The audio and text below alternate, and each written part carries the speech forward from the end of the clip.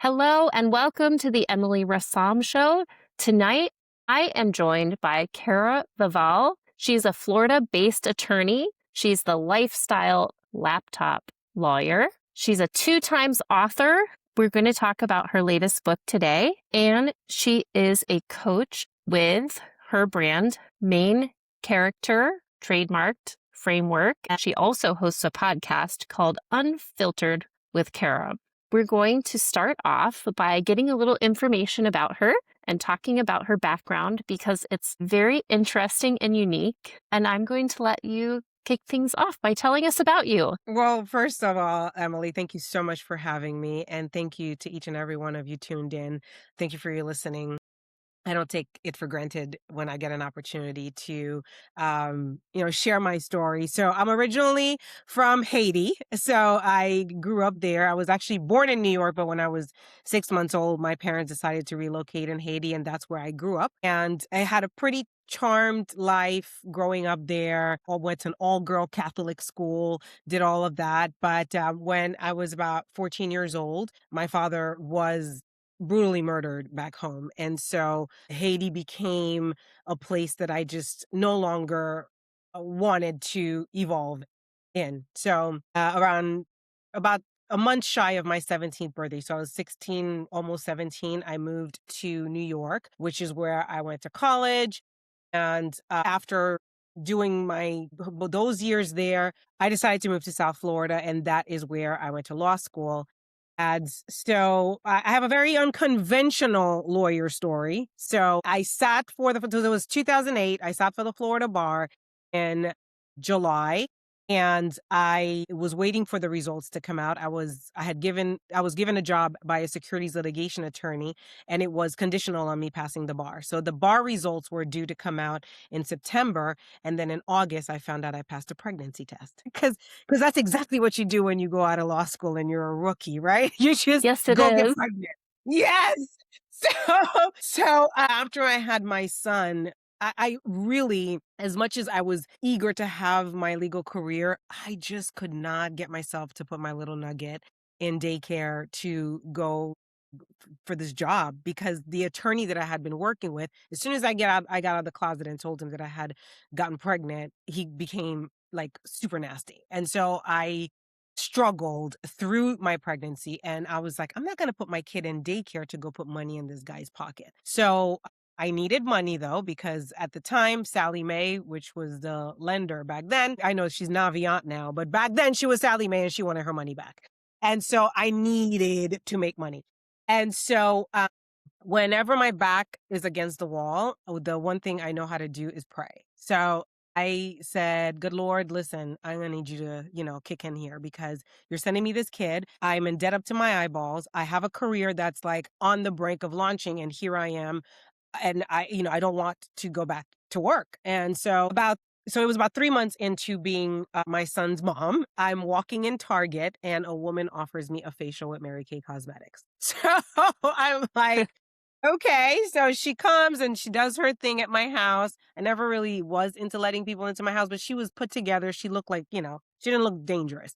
By the time we were done, I had signed up as a Mary Kay consultant for $100. I bought my starter kit and literally quit my job and started literally selling lipsticks and color cosmetics. I always say that I bought my freedom for $100 because that's what it was. I started working my business, and lo and behold, I did my first 6 figures working with Mary Kay and running my Mary Kay business. My Mary Kay business funded my law firm, which today is 17 years old. And I learned so much about myself on that platform.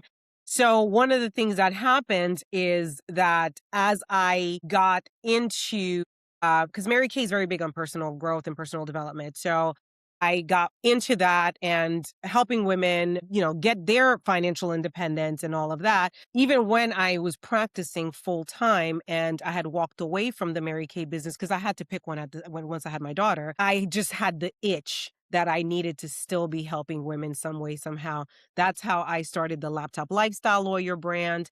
And today, with the whole main character, which we'll get into, that's another way for me to be able to pass on what I've learned, what's worked for me to another woman. I'm a very big to whom much is given, much is required. I've been blessed to figure this thing out, and I've figured a lot of it out the hard way. So I'm like, I already paid the price. So let me just give you the blueprint so you don't have to go ahead and go through that same path. You can just shave off a few years on your learning curve. Yes. And do you recommend working for one of those companies or work with one of those companies like Mary Kay? I actually did Arbonne back in the Yeah, day Arbonne for was my another sales great training. company. I mean, I think those are like, if you don't wanna go get an MBA, that's probably the best way to really get your business acumen up, because these companies tend to have a lot of training because they want you to succeed in selling their products. So there's a lot of training for free. There's a lot of self-development. There's a lot of inspiration because you're there watching so much success. It makes it tangible. It makes it, well, I mean, this is someone I was just in the room with. So if she can do it, I can do it, type of thing. I think every woman, I mean, obviously I'm very biased and partial to Mary Kay. I think every woman should go into Mary Kay for at least a year or two. There are so many transferable skills till this day, even with what I'm doing with, promoting my book and all of that. There's so much of what I learned in Mary Kay and what I do in the fabric of who I am. And in the conversations, the way that I can carry myself, a lot of that came from being on that platform for so many years. And let's see, looking back at your hardest chapters, like the pressure of starting over, what do you know now that you wish you had known then when you were becoming a mom, when you were starting out in law, when you realized, oh my goodness, I owe student loans, etc. And moving from New York to Florida, etc. What do you wish you had known? It all works out. Life was always happening for me. Nothing was ever happening to me. I mean, I've had some brutal chapters. What I didn't mention earlier is after I moved to New York, I was living with my maternal grandmother, and I did my last year of high school. My first year in college, literally my first semester, the house that I shared with her caught on fire and she didn't make it. So within 4 years, I lost like two major pillars in my life, and they were my financial support. So I had to really hustle. I'm talking about taking 18 credits with 3 jobs. I was 18, 19 years old, and so it was a rough start, and then fast forward to, graduating law school and thinking, "Oh my god, I'm gonna go and make partner somewhere," and then boom, I'm pregnant. It's like, "What are you doing, God?" And then fast forward, about 7 years ago, I had a really unfortunate end to my marriage after 13 years of being married. I had 2 small children, and that was another hard one, and then I had the ending of another relationship that was right after that, that I thought was going to be the next, that ended, and I've lost friends. I've lost, people that I thought would be there and turn their backs. Like there's so many layers to my story, and a lot of it I talk about it in the book. And one of the beliefs that I think carried me all of this time, and I wish I really did uh, have that anchored into me earlier, is that life is happening for you and not to you. And you are the main character, so to speak, of your life. And so there is a period of time in one's life where it's character development. It's like it's your hero's journey. It's the things that have to happen in order for you to become, in order for you to really be revealed almost to yourself. And so that was huge. Another thing that was huge is, when people show you who they are, believe them the first time. I collected a lot of red flags, and it was just like, I'm like, "Oh, they're bouquets of roses." No, honey, they're red flags. They're not roses. They're red, like, just trying to turn things into what they weren't. That was dangerous because I came to realize Yes. that you do end up living in an illusion of what things are versus what they really are. And that, I think, is something that, had I known earlier, that would have been, a good tool. But also at the same time, I'm one of those people that I'm like, I love this version of me, and every little bit of what has happened is why I'm who I am today. So yes, it would have been great to know those things, but it was in going through my journey that I now know those things to be true. So those are not things that, you can know earlier. And, I really want to make a drive this home for the listener who's like, I wish I knew this. It's like, no, forgive yourself for not knowing what only time could teach you, right? You did not know this because you needed to go through what you went through in order for you to now know this. And so, in releasing that, you can relax into the what is versus what you wish it to be, you wish that it was. And so that's I think one of the biggest things for me is in this season, I'm so cool with all of it. How it went down, all the struggle that I had to overcome, all the pain, all of the heartaches, all of it. I'm in a place now where I've made it all serve me, and I was able to pull all the lessons, the gems, all of it out so that now whatever I have to release, it's just okay, it's now done. Would you say that struggle is probably one of the best teachers that you've had? 1000%. I think that today, as I sit here, as much as I would have loved, I mean, yesterday was Father's Day. I don't know when this is going to air, but it was Father's Day yesterday. And, I obviously mourn, still grieve the loss of my dad and my grandmother. But one thing I know for sure is if they had been around, they would have crippled me. I wouldn't be the woman that I am today had they still been around. And of course, over the years, I've, you know, always wished that it had gone differently.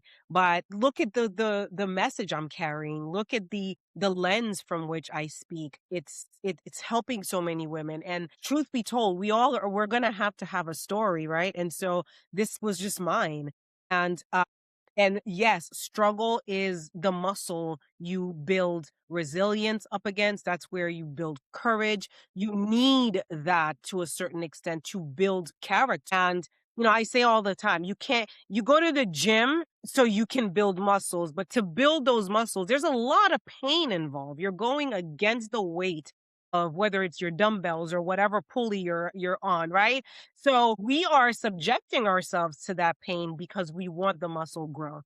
So why would you think life would be any different, right? You do need a certain level of struggle and of resistance so you can build the muscles to carry the weight of your calling, the weight of your purpose. You've got to be strong enough to do that and to walk into that. And the only way to get there is to go through the pruning and the molding that only struggle can deliver. And would you tell us about your brand that you mentioned, Main Character? And what do you do with this company? And how do you use it to impact people that you come across and work with? Sure, sure. So main character, which I spell Kara because that's my name, that came out of me wanting to really communicate this very message that I just shared with you. It's that, we all are the main character of the storyline movie that is our lives, right? I tend to approach life that way. I think that individually we each are we have a lead role that we're playing in our lives. And my call in this main character framework is stop being a supporting actor in your own movie. Stop being an extra in your own movie. Stop putting yourself and your desires and your wants on the back burner for the benefit of other people's, glow up or blow up. Like we do that a lot, especially us women. We want to help everybody else, and then we keep putting ourselves on on the back burner. And then, you bat your eyes, you wake up, and then it's like all these years have gone by. Many of the people that you've helped get somewhere are no longer even in your life, or if they are still in your life, you didn't get the benefit of also advancing. And so my call is, you've got to fulfill your purpose. Your duty is to yourself first. And so take the lead role, decide that those dreams that you have in your belly and that the things that you want to do, make them as important as you make all of these other people's things important, right? And validate yourself, validate your feelings. You know, if you want to say no, don't say yes. How many times have I betrayed myself saying yes to something I wanted to say no to? I don't do that anymore. That's like I speak my truth. I honor myself first. And really, there's times that I have to disappoint people because I'm doing that. And that's cool. And so the main character, she honors herself. She shows up knowing that the things that she wants, the desires that she has, she's meant for. She becomes abundant because she's not weighed down by all of these negative thoughts that are telling her she's not good enough. She's not this, she's not that. She doesn't dim her light. She doesn't shrink to make other people comfortable. She shows up fully in who she is. She understands that everything that is within her is exactly what she was created for to be. And there's nothing wrong with her. There's nothing missing. You know, that's another thing. I'm like, you know, if God who created the entire world that we live in makes the sun rise when it rises and set when it sets and has the birds chirping out there and the trees and all that, you know, you really think that the same God is going to create you and not put something in you that was needed? Like, so many of us are so busy looking at somebody else and I wish I had what she has. No, what she has is not for you because she has a different calling and whatever she has is for her calling. Mind your business. Stay in your lane. You're perfect, whole, and complete just the way you are and just the way you're not. An emphasis on just the way you're not because there's so many things that you want to put in that you would have wanted to have in you, but don't belong in you. You know, I sometimes make the comparison of apple pie. You know, you need apples for apple pie. You don't need peaches. So you don't need chocolate either, but you do need chocolate if you're a brownie, right? And so figure out what are you and stick with that. You have been given more talent, gifts, and ability than you'll ever be able to use in this lifetime. Your job is to figure what those are and get about the business of manifesting that, growing that, and working out of that, and not worrying about what other people are doing and how they're moving along in their life. That's main. I like it. And do you feel like your calling can change over time? Because, who you are 5 years ago might not be who you are today. Yeah, Is that absolutely. I mean, I something? was literally the laptop lifestyle lawyer, which I still am. It's just evolved because the laptop lifestyle lawyer, although I've helped a lot of women, gain their financial independence and grow virtual law firms like I did.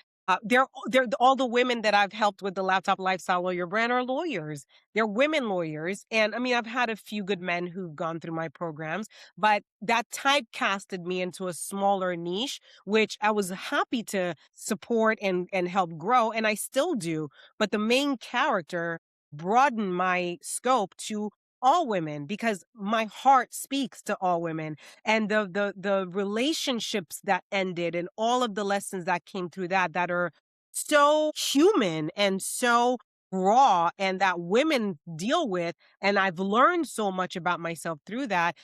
Had I only stayed as a laptop lifestyle lawyer, I would never be able to get the opportunity to teach on that topic or speak on that topic. Meanwhile, I've gained so much wisdom through my healing so that I have so much to contribute to women in that. And so, yeah, we are continually evolving and as we should be, right? As we should Right. be. And I feel like too many people want to stay the same in the sense of they don't want to I guess outgrow their environment or like have people look at them say, "Oh my God, you've changed." Yes, I've changed. I'm supposed to change. Like I'm not. If I'm going to stay the same my whole life, then might as well be dead. Like I don't want to be the same 2 years from now, 3 years from now, 5 years from now. I want to evolve. I want to grow, and I actually want to experience more of who Kara is. And the only way to do that is to outgrow, versions of me. And so I really think that, again, as I said, we're multifaceted beings with tons of different talents, tons of different skills. And especially as we grow, we develop more aspects of ourselves. Absolutely, you can outgrow careers, you can outgrow versions of yourself, you can outgrow the places you used to hang out in and you don't do that anymore. You outgrow even, the hotels you decide to stay in. You outgrow things. It's cool. Maybe you outgrow coach and you only do first class at some point. Like there's so many experiences to have in this lifetime. It behooves you to outgrow yourself. Amen to that. I totally agree. Yeah, yeah, yeah. So, your new book is called From Clearance to Priceless. What does it mean to be on the clearance rack, and how does someone know they're on it? So being on the clearance rack. So I'll just back up and tell you the definition of clearance in my book. And I say that it's both literal and figurative. And also I'll start in the figurative sense.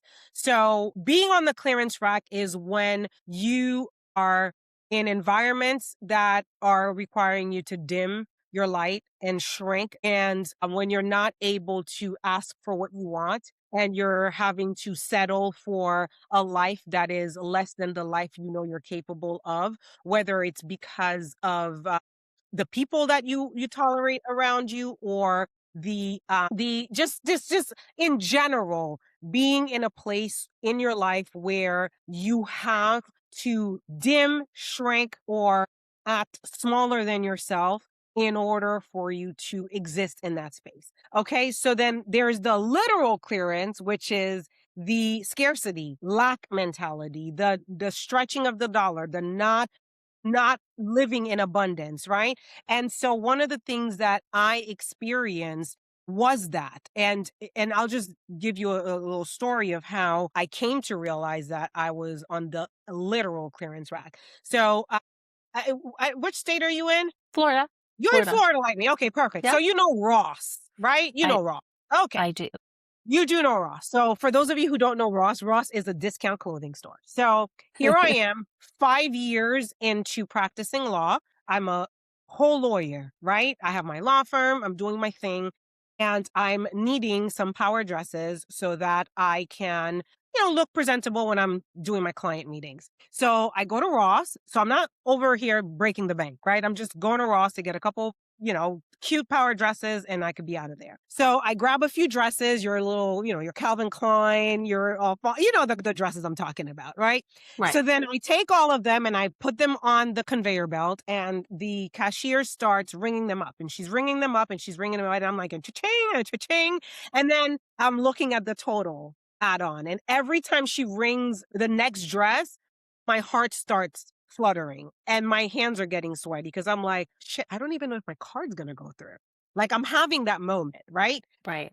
And I'm like, oh my gosh. So of course, I get my phone and I'm trying to get into my banking app so that I can, transfer whatever I would need to transfer. And of course, the app doesn't want to light up and, the internet is shaky in there. So finally, I do what I need to do. I save face. My card goes through. She hands me these bags and I go outside. And I literally am standing outside with these two bags in my hand and I have a moment with myself. And I'm like, girl, like there is no way you went through you went through and that you're in here trying to buy power dresses and that you're worried about your card going through. Like something's wrong. And it's not, and this was the most money I had ever made. I was still making money. And so it was, why am I still creating not enough? Because it's not that I'm not making money. It's just that I'm still creating a pattern of scarcity. And so at the time, I had gotten into Bob Proctor. He has this paradigm shift video series that was out there. So I had been watching that. And so I had at least known that it was a subconscious programming around money that was running me that was not favorable. So I got back. I pulled my journal and a pen and I said, I need to figure out what program I'm running around. And lo and behold, I started writing down and I'm thinking, when I was a baby, my parents relocated from New York to Haiti. My dad, they were in their early 20s. My sister was 4 years old. I was 6 months old. My dad was the only one working. I'm pretty sure there was a conversation about not enough. Grew up in the most impoverished nation in the Western Hemisphere. I saw poverty all day long. The things that got embedded in my subconscious mind were scarcity based, lack based. Those are the image I saw the entire time I was growing up. I left Haiti, I was almost 17 years old. So can you imagine? That's like I was immersed in that. It was always, don't waste this, don't use that much. Oh my God, why do you need two sheets of the paper towel? I still sometimes do that to my, like it's just, why do you need this much aluminum foil, right? Like, no, don't waste it. Do you see what I mean? Like I grew up Yes. with that. And so, of course, when I was able to work and make money, I continued to create that. And so, even as a whole lawyer, I was still creating that. And so, that's when I resolved. I was like, I'm going to override this paradigm. I don't want it. It doesn't work for me. I ain't doing that no more. And so, I immersed myself in books like The Science of Getting Rich, Think and Grow Rich, Napoleon Hill, and Earl Nightingale has a 45-minute rendition of that. I binged that. I mean, I can give you the syllabus of these things like in my sleep. There's like embedded in me. And Oof. so I started really overriding the program. I even had an affirmation that was, I'm so happy and grateful now that I never worry what things cost. And I would make myself go to the store, and instead of sitting there trying to figure out, do I buy the spaghetti that's $1.10 or the one that's $1.35, instead of spending my time doing it, I just grab whatever I grabbed. I stopped doing that. The penny pinching. I stopped going to Ross for a little bit. No shade to Ross. Listen, Ross Perry, right? No shade, but I needed to put myself in other environments, right? So I started going more to luxury stores. Sometimes I couldn't buy anything. I mean, for a long time, I was just window shopping until I was buying stuff in those stores, and until those were the stores that I shopped. And so the things that I did to override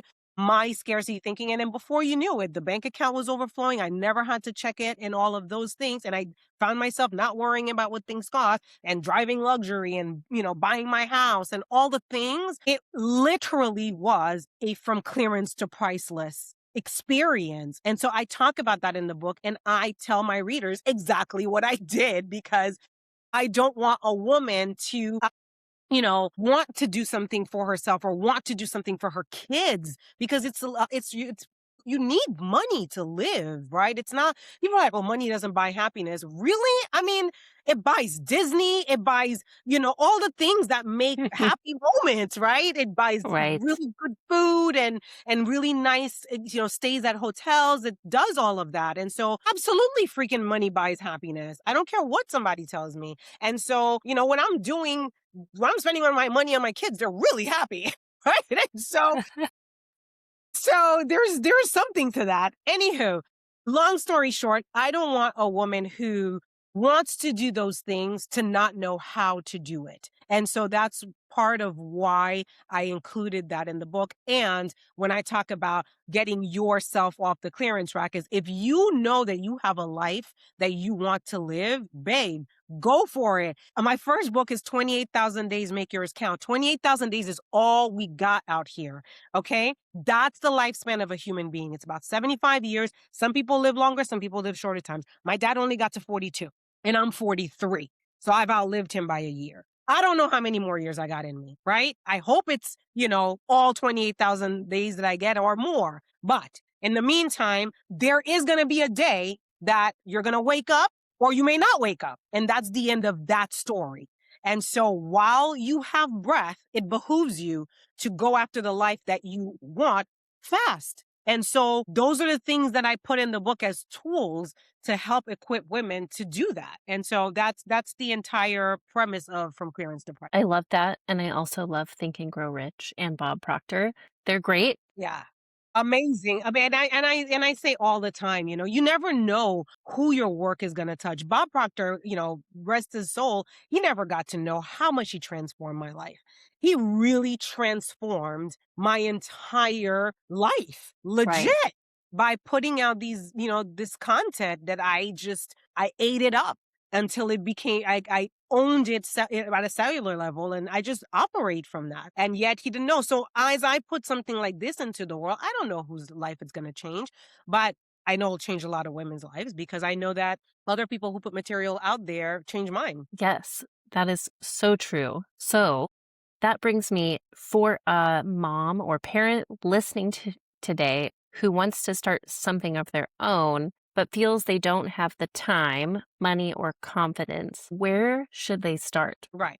So I always say Oprah and Beyonce have the same 24 hours that I do. So I think that that's where I start, right? I'm like, okay, because if they can do it, right? They all started at some point somewhere, right? And they have the same 24 hours, right? It's all about your priorities. It really is. And we're all busy. We're all busy. It's what is priority to you. And if your dreams are consistently taking the back burner, you'll never get to it. And if you want to start something, because in your heart of hearts, that's what you're meant to do. Let's start. Let me back up a little bit.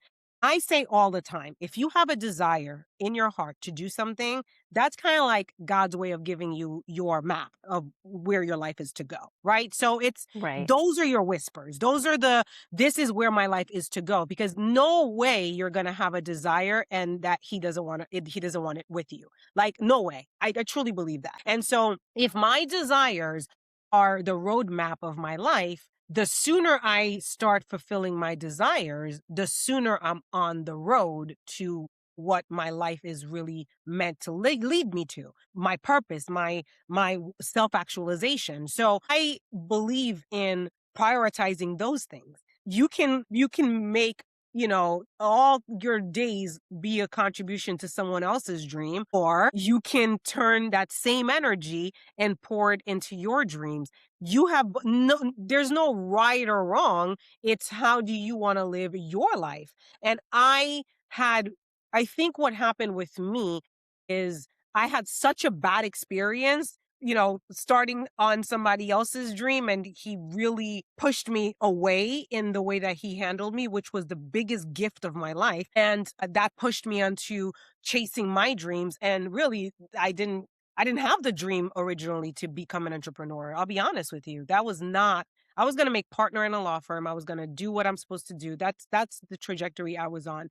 But God just like made a crazy plot twist, and here I am. I've been an entrepreneur for now almost 18 years, right? That was not the plan.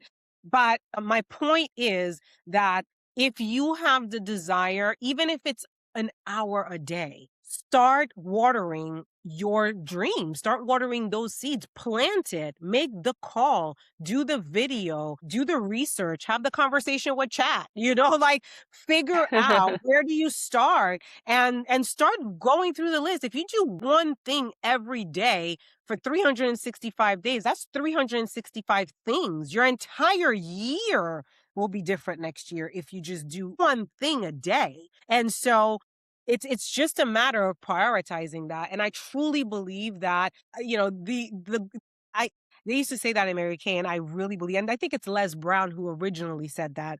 The graveyard is the richest place on earth. It's where all the dreams of the people who never dared to go after their dreams, that's where they went, died with them and dormant in them. And so I don't want to die with my music unplayed. I don't want to leave this plane with any of the skills that are in me unused. I don't want to have an impact that I could have that I didn't have. Like I don't want that. I'm alive. I'm alive.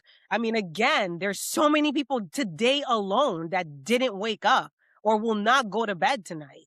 Like, think about it. You have the breath. You have, like, what a gift. And so prioritize your life. You're the main character. It's your life. So, yeah. How did you hear or notice what your desire was or your calling for entrepreneurship then? Like, was there something that you can think back to that it just said, this is it. This is where I'm headed and this is what I should do? So Mary Kay found me. So entrepreneurship found me. So I'll start there. So there was no moment that I went after it as much as it came to me. It was extremely scary. I didn't know what I was doing, and I had a lot of responsibilities. And just to think that I took that leap, I'm crazy, right? So I'm like, I was nuts. I was nuts. But my why was greater than my fear. I wanted to be home with my son. I didn't want him to take his first steps out of daycare. I didn't want to miss out on his milestones. And I knew, before you know it, he'll be 1. Before you'll know it, he'll be 2. Like, I knew that part. It goes fast, and I didn't want to miss it. And as soon as I saw him, I was like, I don't want to miss anything. I don't want to miss anything. So entrepreneurship found me. So I'll start there. But then, because of the freedom, the money freedom, the time freedom, the fact that I could dictate, how much money I made at any given time. I could increase my income whenever I wanted to, and I could take time whenever I wanted to. Once I experienced that, I could never not have that. I'm a tennis player. Like this morning, I was on the tennis court till almost noon.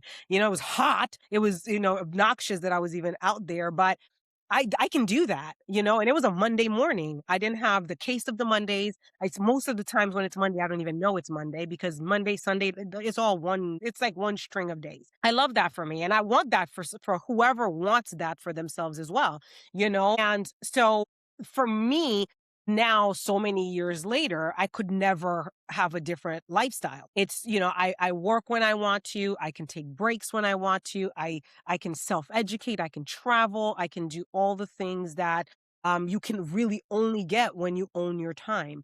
And I think again, in a space of time that is so short, if you have the desire to own your time and you have the skills to own your time and you're willing to do the work, because it's not, roses and rainbows all the time. Sometimes it's tough. Being in business is tough. You have to make decisions.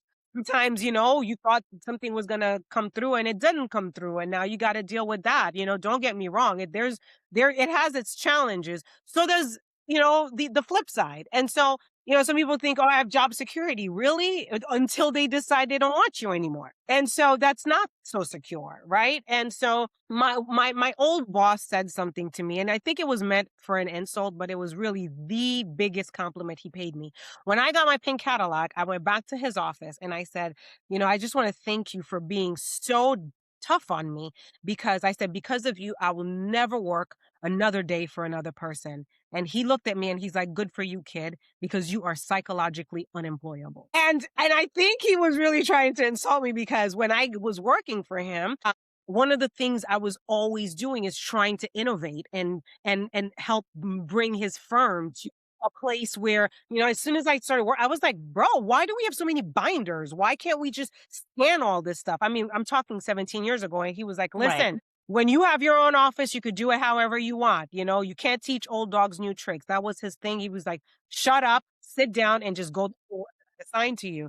That was his demeanor. And so, can you imagine? I could have never thrived in a place like that.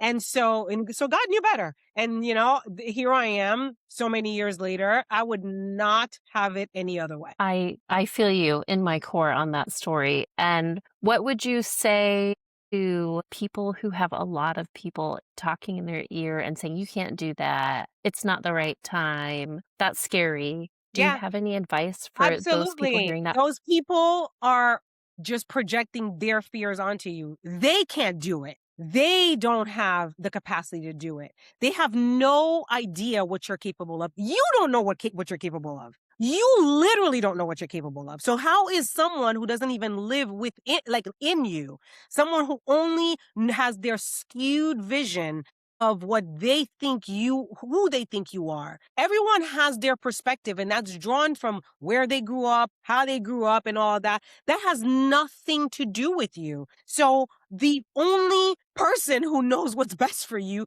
is you and God, like, or whatever higher power you believe in, right? And so someone being in your ear is literally, like I always say, opinions are the cheapest commodities on earth. You can't do anything with someone's opinion. Someone's opinion will never be able to, deposit anything in your account. They'll never be able to, you can't do anything with someone's opinion. It's just someone's view, skewed, limited perspective on a topic related to you. And boy, did I have that around me. I remember even people that I loved. I remember my mom would say to me, she's like, you're a lawyer. What are you doing with this lipstick business? Right? I got it. But she had no idea what I could do out of that lipstick business. I am who I am today because of that lipstick business. I would have never known that I had the gift to empower women had I not had my time in Mary Kay, right? Mary Kay is in the fabric of who I am today. So even though she birthed me, she has no idea the grandeur of like the and like the expanded capacity of her own child. So can you imagine? And so this is one of the things I also don't pretend to know what's best for my kids. I don't project anything onto them. Be who you are. If you think you can do it, then I think you can do it too. Like go for it. And then let's see how far you take this. And so, people will have opinions. That's what they do. They yap. You let them yap, but you have to have enough discernment to know that if you have a desire, it's evidently because you're equipped for it, and they will never understand it because they're not equipped for your desire. When God was putting these dreams and desires in your heart, this wasn't a conference call. It was a one-on-one call. It's between you and your creator. So, and if your creator can create all the stuff that's out there, I think he can handle your desires. I think he Right. can handle that business. I think he can handle, that dream that you have. I'm pretty sure. Right. And you can too. And absolutely you can too. And let me add something else. And that's a whole thing about the whole from clearance. You have to know when your environment doesn't have the capacity to hold you. And it's okay. There are environments that you'll be placed in for a season because it's, whether it's family, community, friends, you can outgrow an environment and you need to know when that is. Okay. An oak tree cannot grow in a pot made for herbs, period. It has to go into a different environment so it can go into its full potential and capacity. Reason why I say that is one of the things I've had to do is I've had to place myself in rooms that had the capacity for my dreams, that I could speak about them, that I didn't have the naysayer because everyone in the room had even bigger dreams than me. So of course they could relate to my dreams. And that's how I even got Lisa Nichols to write the forward to the book. I was in her mastermind. I was on her campus. I was around people that she attracts. And if whoever Lisa attracts is going to be good. So I found myself on her campus a lot. I was on T. Harv Eker, this guy who's Secrets of the Millionaire Mind. I was in all of his seminars, and, I found my tribe along the way of people who, could see me, the fullness of me, and they weren't blinded by my light. They weren't blinded by my, they didn't think, her dreams are too big. I mean, I had friends who are no longer in my life because they would literally like, Kara's gonna be a millionaire. Like they would make fun of me. And then now it's like that she's publishing her second book and she's on all these, they totally tried to project their limitations onto me. I was just like, nope, return to sender, not for me, not my stuff, not my circus. I don't want it. And so my advice is if you are in an environment that you can see it's an environment that is not big enough mentally, capacity wise, they just don't have the capacity really to hold everything you have to say. Number one, don't talk about your stuff. Stop sharing because they're just going to keep trying to, dim your Yes. stop sharing. Yes. Don't do it. Find your tribe of people who can actually receive you and share there. Because we all want to share. We all want to share. So I get it. I get the share part because you have something that's burning. You want to talk about it.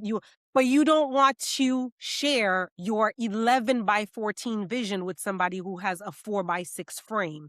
Try putting a picture that's 11 by 14 in a frame that's 4 by 6 and tell me how that works for you. Right.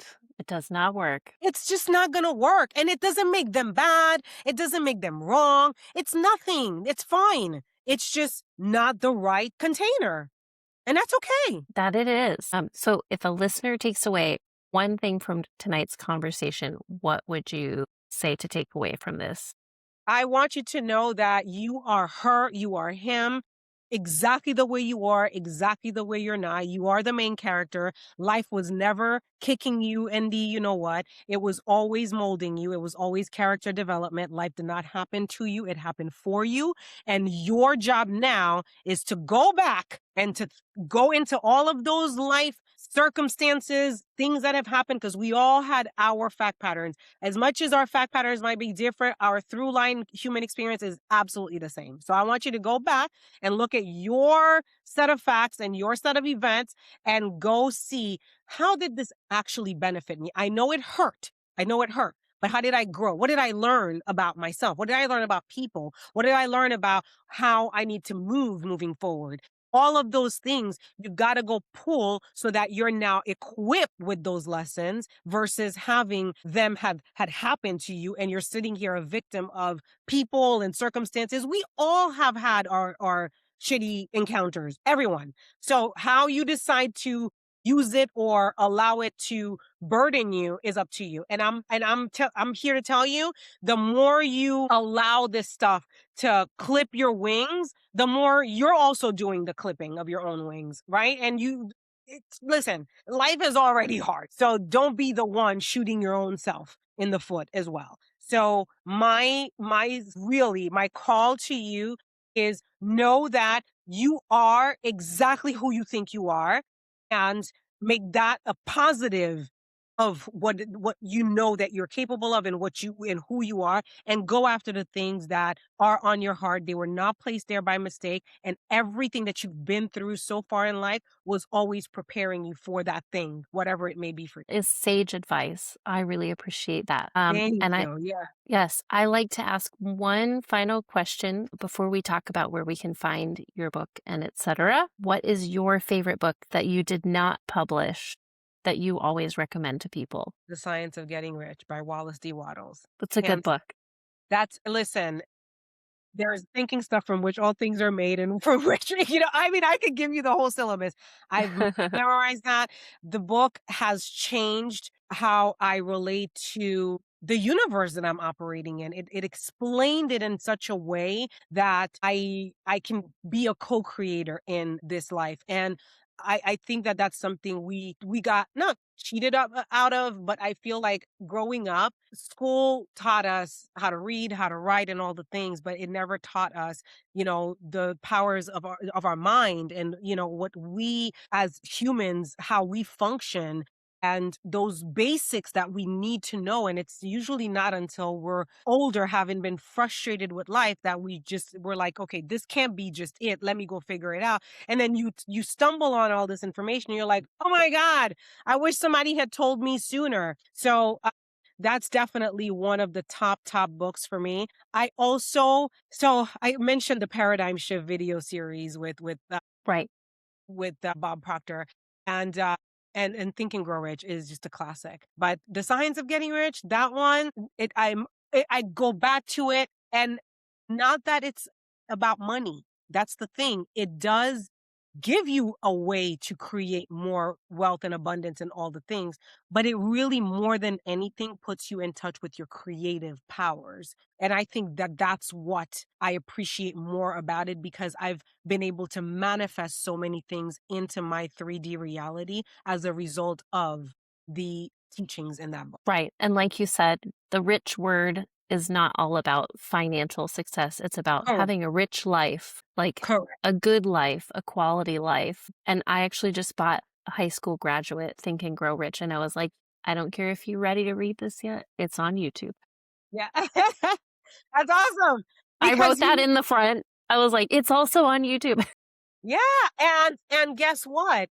School's never out for the pro. If That's right. you're here, you gotta keep doing, because if you're not growing, you're dying. So you gotta keep feeding your mind. And it's like every time I listen to these books, I hear something I didn't hear before, because I'm someone I wasn't before. So I'm always listening, re-listening to them, because it's like it's a whole new me that's listening to it. So it just keeps taking me to the next level and the next level and the next level. Yes, it does. Well, Kara, I would like to thank you so much for speaking with myself and all of us today. And I wanted to mention that you can find Kara's books on Amazon. And I'm going to put some links in the descriptions for the videos so you'll be able to connect with her if you are interested in coaching or want to reach out. And yeah, I wanted to just thank you so much for joining us today. Thank you so much for having me. Absolutely. And caraval.com is my website. So obviously just my name.com.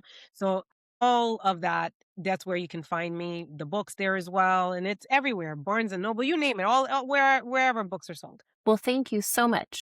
Thank you so much for having me, Emily. This was amazing. Yes.